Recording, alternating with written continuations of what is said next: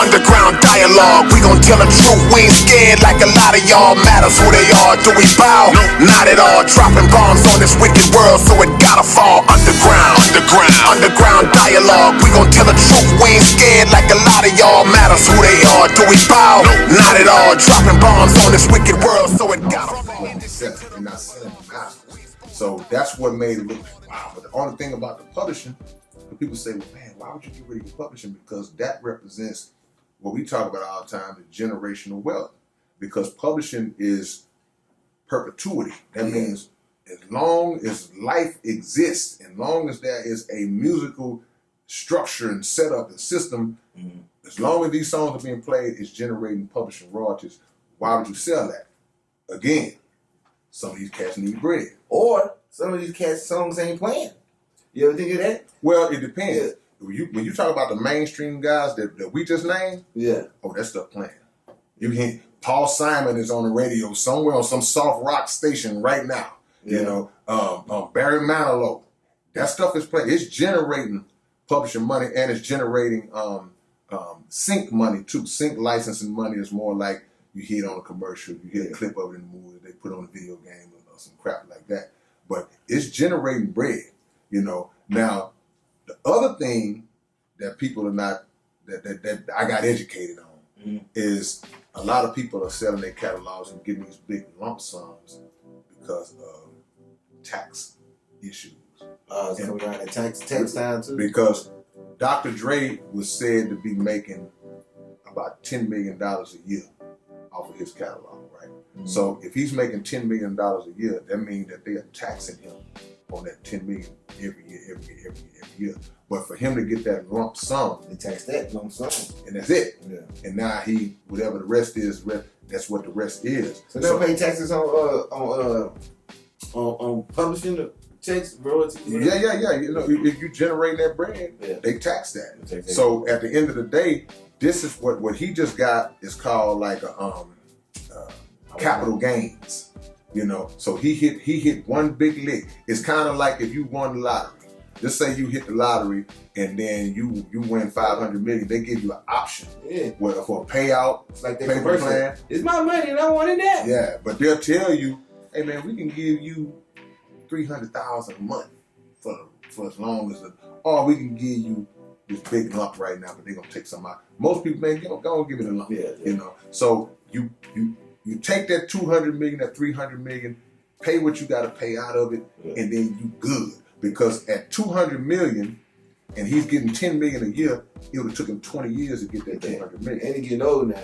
Give me that all at one time, you know. So those are some of the reasons, like you say, getting older, they need the money, tax situation, wife acting up. Yeah, man, yeah, and the big one, like we said, some of these cats they don't have the money. They think they have. That a lot of us be thinking. Cap show, you know what I'm saying?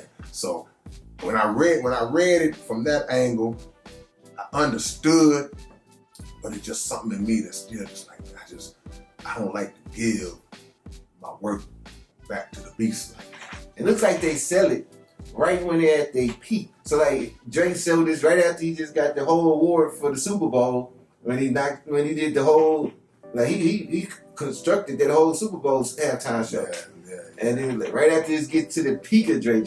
And then I think Snoop just paid money to get the Chronic back for him. Yeah.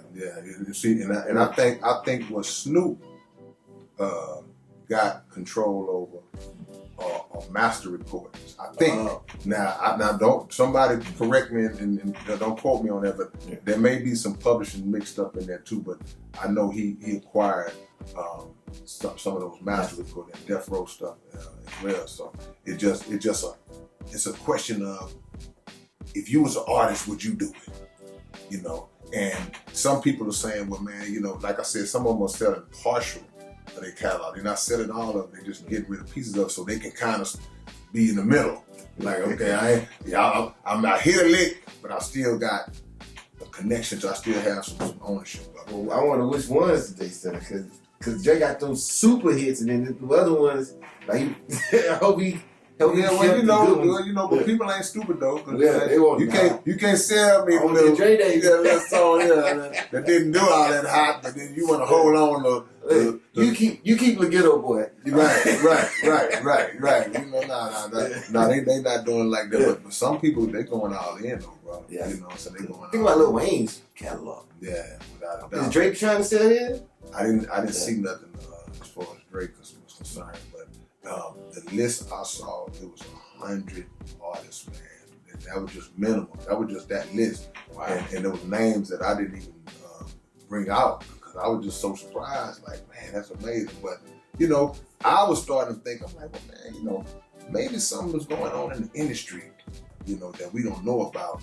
And people putting out, and because people even mentioned about artists kind of getting leery about just the way music is sold and the technology changing. They may feel like it may just be a wise move to go ahead on and let me get out. And anything that doesn't line up with that, if it don't work out like that, okay, I'm an artist. I can go in, I can make new stuff. I can always go in and recreate. So I was looking at what that album just lost my train of thought. I'm supposed to be the old man. I'm supposed to be the old man on the show. You know? No, but I come back to having memory loss. But you know, I was just thinking like what could be getting ready to happen because they're trying to monopolize, man. And if like hypnosis, look up hypnosis, y'all. They get everybody's stuff, man. They get everybody's stuff. That's what it was. I thought. Because I was noticing more people, and now because those streaming platforms that we were talking about, you have to upload all your music to. Yeah. It's just what 3 or 4 of them, or 5, or whatever it is. I've been noticing the people that really want to be independent, they're trying to find a way where they can produce their own kind of streaming platform, and that's the only way you can get this music from. Right. I mean, I'm all for that, man. You know, we talked about that a little bit. Like when Face was here, we were just talking about how even with ownership, you still don't really own it and control it as long as we got to go through their platform. Channels, Yeah, and that's a good point. So it will be great for us to build something like that on our own and to have it to where artists can be comfortable, you know, running that stuff through there. We can be comfortable creating it and running our own music through there. But it's so monopolized and so dominated by the powerhouses that are already in place, that already had the weight behind them and the power structure behind them. But you know, anything is possible if we just learn the dynamics of it, learn how it operates and how it's built. Yeah. Then it ain't nothing that can stop us. What up, man? It's your big brother K. And Keith Stowe in the door. Underground Dialogue Podcast. As y'all can see, man, the merch is in. We got we hats and hoodies on these boys, man. So look, if y'all want to get some of this Underground Dialogue Podcast merchandise, y'all need to jump on and let them know what they got. You just go to the website. It's called undergrounddialogue.com and pictures, whatever you need, we got you right there, man. Come and help support the Underground Dialogue Podcast.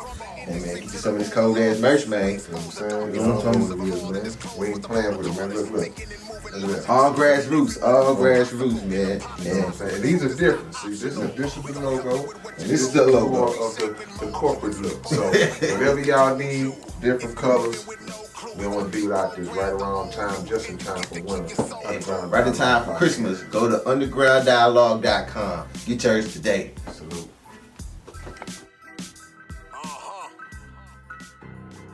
I wonder if they ready. They ain't ready to have this conversation.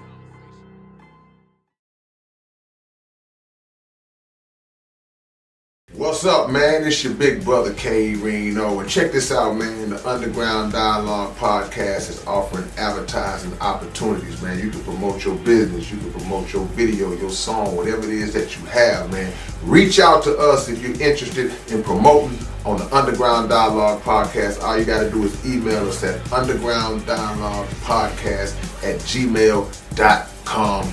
Get it.